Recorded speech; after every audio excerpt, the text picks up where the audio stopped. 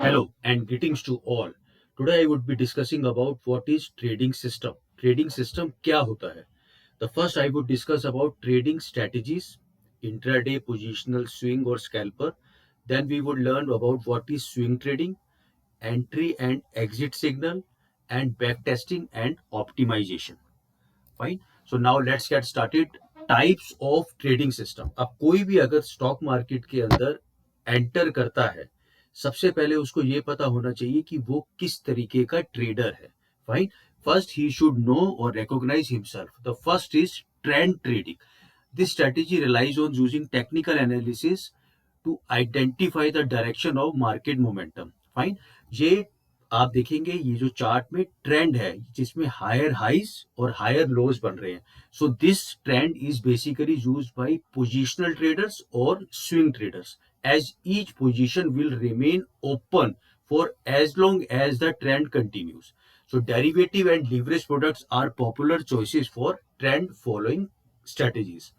The next would be range trading. This strategy seeks to take advantage of consolidating markets. Range trading is popular among very short-term traders known as scalpers. अब ये आप देखेंगे ये range trading का chart है जिसमें हम support और रेजिस्टेंस के अंदर ही काम करते हैं. So this is a popular forex trading strategy as short term traders can seek to take advantage of these fluctuations between support and resistance level.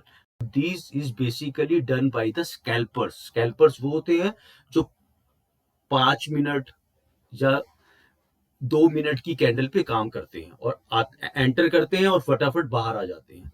The third would be breakout trading. This is the strategy of entering a given trend as early as possible, ready for the price to break out of its range. This trade is commonly used by day traders and swing traders. अब ये chart देखेंगे इसमें swing traders और day traders काम करते हैं.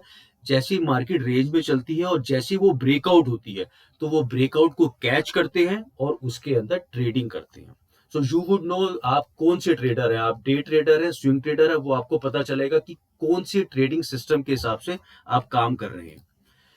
The Another would be gap trading. A gap occurs. ये gap आ रहा है when no trading activity has taken place. जब कोई भी trading activity नहीं होती. This happens when an asset's price moves sharply high or low with nothing in between, implying the market has opened at a different price to its previous close. This is commonly used by day traders.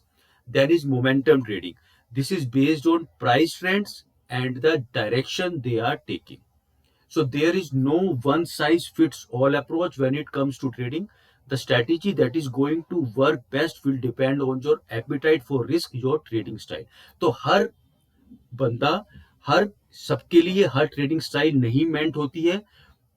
वो उसको depend करता है कि उसका risk का appetite कितना है. जैसे स्कैल्पर्स होते हैं वो फटाफट ट्रेडिंग करते हैं, एक ही दिन में पता नहीं कितने ट्रेड ले लेते हैं. इंट्राडे ट्रेडर उसी दिन एंटर होते हैं और उसी दिन बाहर आ जाते हैं.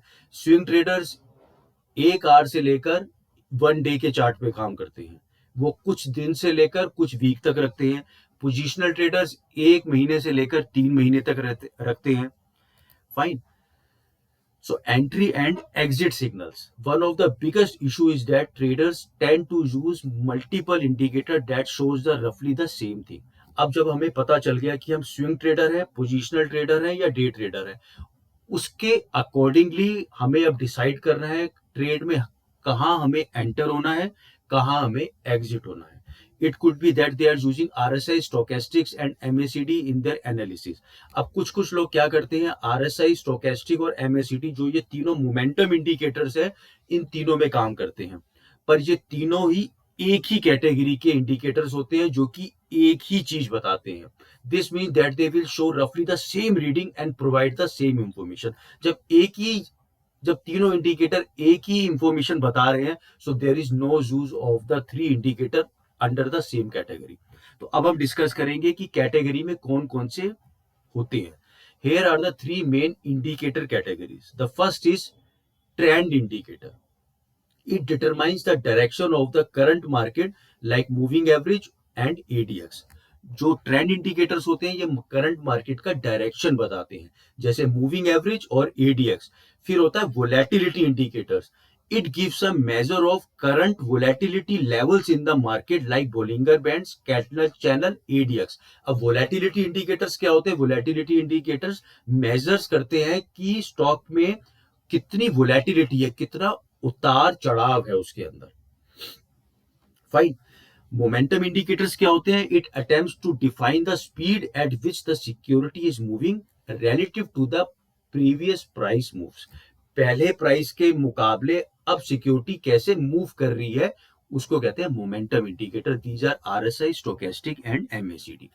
The best way that you should consider picking one trading indicator from each category presented above rather than having two और more from the same category. तो बेस्ट अप्रोच क्या होती है? हर कैटेगरी में से एक एक इंडिकेटर को लेना और उसको मैच करना। So entry and exit signals. तो ट्रेंड फॉलोअर जो होते हैं, जो कि स्विंग ट्रेडर्स या पोजिशनल ट्रेडर्स होते हैं, वो बोलिंगर बैंड, एडीएक्स या मूविंग एवरेजेस को यूज करते हैं। इसी तरह जो स्विंग ट्रेडर्स होते हैं वो ADX RSI, ADX plus EMA, that is exponential moving averages. अब इसमें तीन तरीके के इंडिकेटर्स हैं और इनकी सब कैटेगरीज है। मोमेंटम के अंदर स्टोकेस्टिक्स आता है, आरएसआई आता है, एमएसीडी आता है। ट्रेंड के अंदर आता है एडीएक्स, पैराबोलिक एससीआर। वोलेटिलिटी में आता है Bollinger bands, Keltner channel, ATR. So the table is arranged as per the most commonly used indicator by categories. Now you can avoid using indicators that are from the same category and combine indicator from different categories that complement each other. Fine. तो अब इस सब के बाद जब हमें पता चल गया कि हम किस तरीके के ट्रेडर हैं, हम इंट्राडे ट्रेडर हैं, हम स्कैल्पर हैं, हम पोजिशनल ट्रेडर हैं, हम स्विंग ट्रेडर हैं या इन्वेस्टर हैं, उसके बाद फिर हमने इंडिकेटर्स के कॉम्बिनेशन लिए अपने ट्रेडिंग स्टाइल के हिसाब से। और ये सब करने के बाद फिर हम उसको बैक टेस्ट करेंगे। बैक टेस्ट क्या होता है? Back testing trading strategies plays a vital role in the success of traders and investors. Analyze and refine. Analyze the historical performance and identify areas for improvement in the trading strategy. Refine parameters like entry exit rules, time frame, trading strategy, and combination of indicator. Optimize risk management, ensure that the risk reward ratio and maximum drawdowns are in line with desired targets. अब इसके हिसाब से हमें अपना risk to reward ratio लेना पड़ता है। 1:3 एक मिनिमम होता है और उसमें हमें देखना होता है मैक्सिमम ड्रॉडाउन। मैक्सिमम ड्रॉडाउन मतलब एक दिन में कितना बड़ा नुकसान हुआ है। So it would be aligned with जो डिजायर्ड टारगेट्स। और इस सब सेटअप को कम से कम 10 से 15 स्टॉक चार्ट्स में यूज करना पड़ता है for confidence building. So if you like this video, please like, share and subscribe. Thanks.